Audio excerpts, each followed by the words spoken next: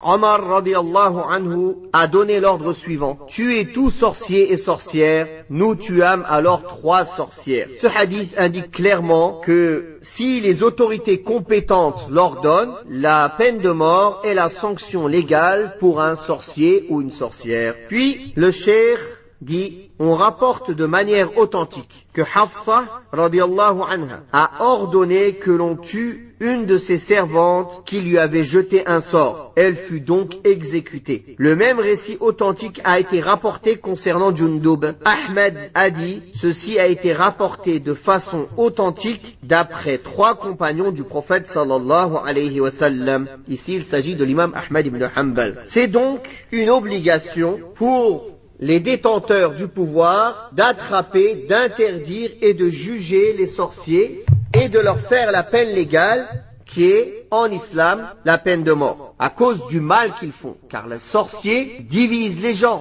sont la cause de la maladie de personnes, sont la cause de ruiner leur vie, sont la cause même de la mort de beaucoup de personnes. Les compagnons radiallahu anhum ont décrété qu'il fallait le mettre à mort et ils ont ordonné de le faire sans aucune distinction. D'ailleurs, ceci a été rapporté, comme on l'a dit, de 3 parmi les compagnons du prophète sallallahu alayhi wa sallam. Qui sont ces 3?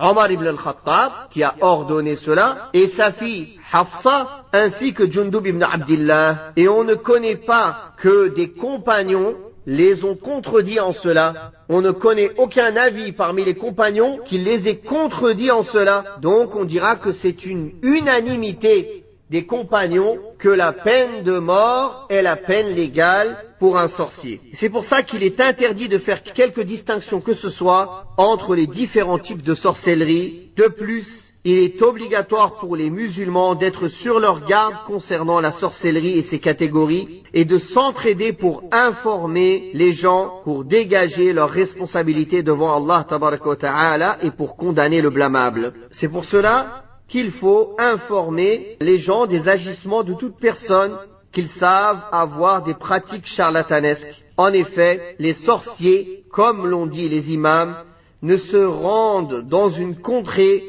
que pour y semer corruption, injustice et violation et transgression des droits des gens.